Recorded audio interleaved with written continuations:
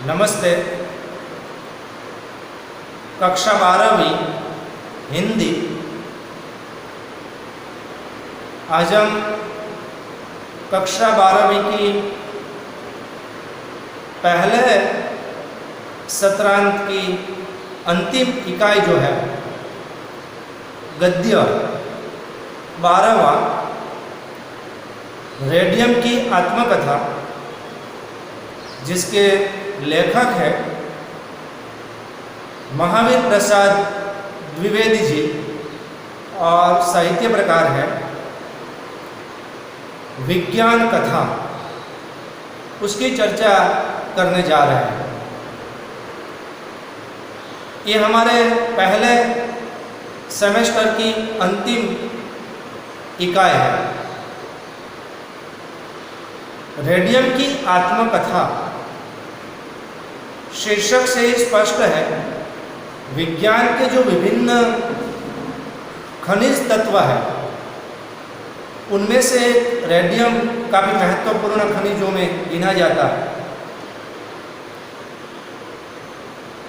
यहाँ पर प्रस्तुत रेडियम की आत्मकथा में रेडियम आत्मकथनात्मक शैली में अपनी उत्पत्ति, उसकी उपयोगिता और अन्य खनिज तत्वों के साथ उसके संबंध को यहाँ मैं की शैली में यानी कि आत्मकथनात्मक शैली में प्रस्तुत करता है।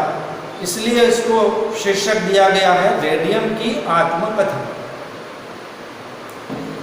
आज हम मूलभूत रूप से इस इकाई का प्रारंभ कर रहे हैं तो लेखक महावीर प्रसाद द्विवेदी जी का साहित्यिक परिचय जो है वह हम प्राप्त करेंगे।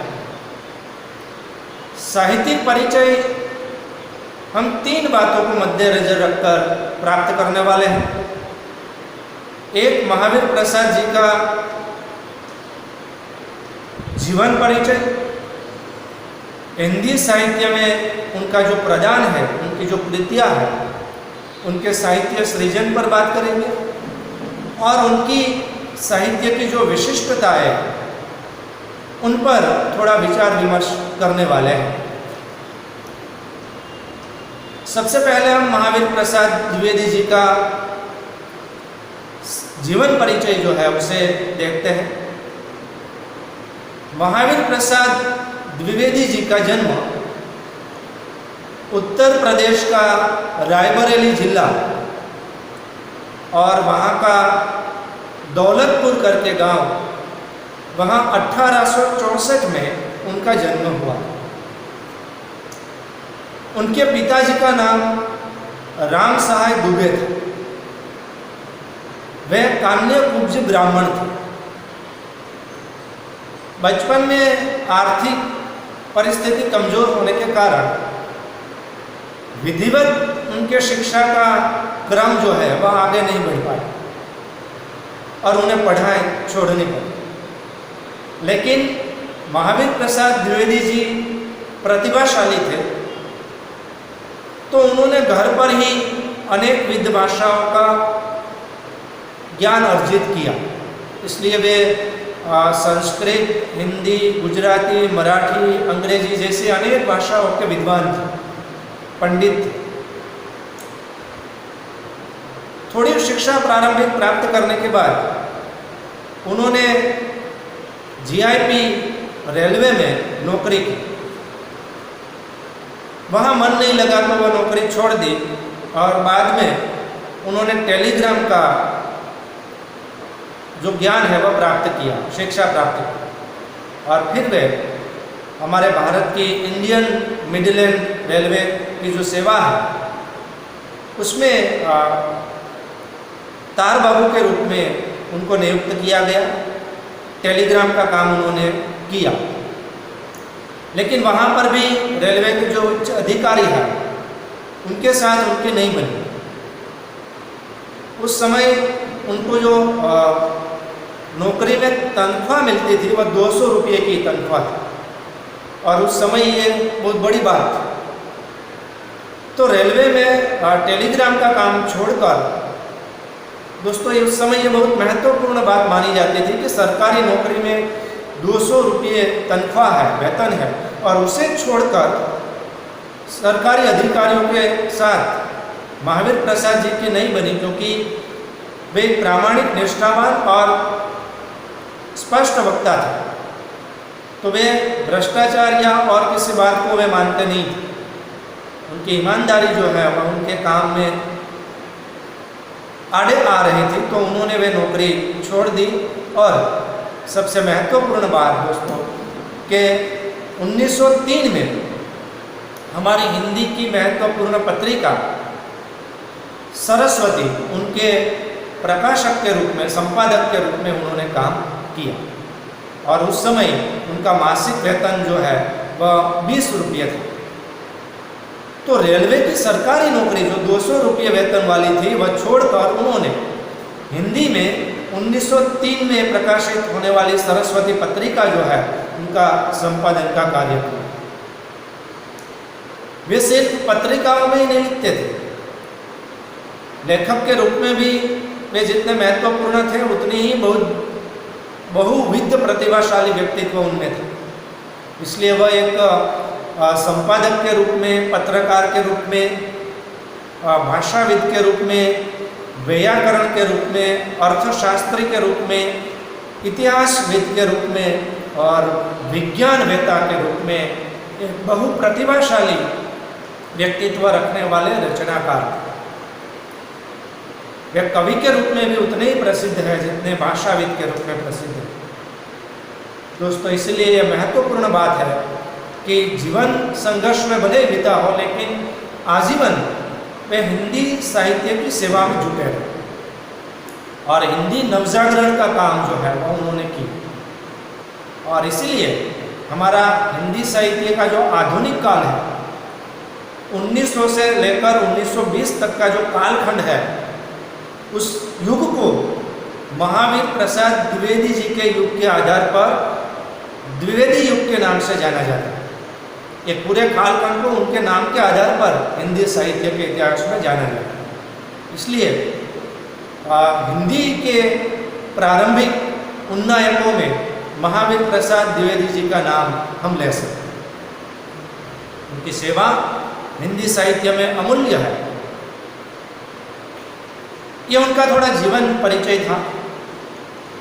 अब हम उनकी साहित्यिक कृतियों की थोड़ी बात करते हैं कि उन्होंने कौन कौन सा साहित्य हिंदी में लिखा है। वैसे तो उनकी कई सारी रचनाएं हैं जिनकी गिनती करने बैठे तो थक जाए, इतनी सारी रचनाएं उन्होंने लिखी है। लेकिन उनमें से उनकी जो महत्वपूर्ण कृतियां हैं उनकी थोड़ी बात कर लेते हैं। कविताओं के संग्रह जो प्रकाशित हुए हैं उनमें काव्य मंजूषा, कविता कलाप, द्विवेदी काव्यमाला, सुमन जैसे अनेक सारे कविताओं के संग्रह उनके प्रकाशित हुए हैं। उनमें से 3 काव्य संग्रह महत्वपूर्ण है। काव्य मंजूषा, द्विवेदी काव्यमाला और कविता कलाप, ये उनके महत्वपूर्ण कविताओं के संग्रह में गिने जाते हैं।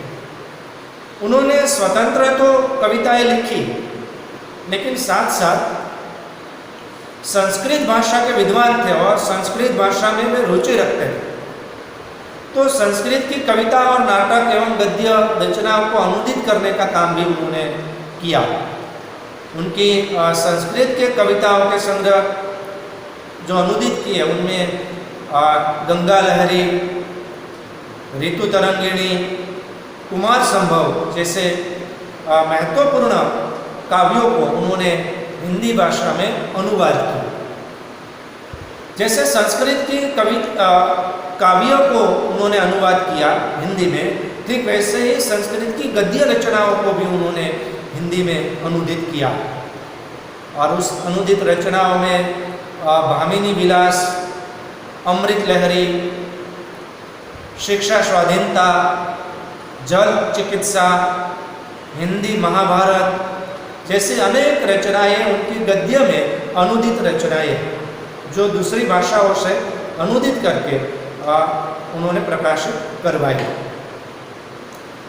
उनके स्वतंत्र कृतियों की बात करें तो एक लंबी सूची हमारे सामने आती है, जिनमें हिंदी शिक्षावली, त्रुटि भाग की समीक्षा, विज्ञान कोश, नाट्यशास्त्र, इसके अलावा हिंदी भाषा की उत्पत्ति, संपत्ति शास्त्र, विज्ञान कथा, विचार विमर्श, वाणी विलास जैसे अनेक विध कृतियों की उन्होंने रचनाएं की। कुल मिलाकर कह सकते हैं कि हिंदी में स्वतंत्र सृजन के साथ साथ कई ऐसी रचनाएं भी उन्होंने प्रकाशित करवाई जो अन्य भारतीय भाषाओं से अनुदित थी, खास करके संस्कृत, मराठी, अन्य भाषाएं जो भारतीय भाषाएं हैं जिसमें श्रेष्ठ कृतियाँ थी, उनको उन्होंने अनुदित करके हिंदी साहित्य को समृद्ध की। वह दौर वह था जब अन्य भाषाओं से अनुदित होकर हिंदी साहित्य समृद्ध हो रहा। बंगला जैसे साहित्य में से उपन्यास, कहानियाँ आदि अनुदित होकर हिंदी भाषा में आ रहे। तो 1900 से 1920 का जो कालखंड है, जो महावीर प्रसाद द्विवेदी जी के आधार पर नामकरण किया गया है द्विवेदी युग, उनके आधार पर उनकी सृजना को हम समझ सकते हैं कि उन्होंने कितना प्रयत्न किया होगा हिंदी भाषा के उत्कर्ष के लिए, विकास के लिए। तो ये उनका साहित्य सृजन था। बहु प्रतिभाशाली व्यक्तित्व रखने वाले हिंदी साहित्य के साहित्यकार हैं। सबसे पहले व्यक्ति है महावीर प्रसाद द्विवेदी जी, जिनके नाम के आगे आचार्य लगाया जाता है। उनको आचार्य की उपाधि से सम्मानित किया जाता है, इसलिए हम आचार्य महावीर प्रसाद द्विवेदी जी के नाम से उन्हें जानते हैं। तो पहले विद्वान थे जिनको आचार्य के रूप में संबोधित किया गया। बाद में आचार्य रामचंद्र शुक्ल, आचार्य हजारी प्रसाद द्विवेदी जी आदि रचना कराए, लेकिन उनकी प्रतिभा के बल पर उनको आचार्य संबोधित किया जाता है। ये उनका साहित्यिक और जीवन परिचय था। उनकी कृतियों की यह विशिष्टता है कि वे बहुभाषा विज्ञानी थे।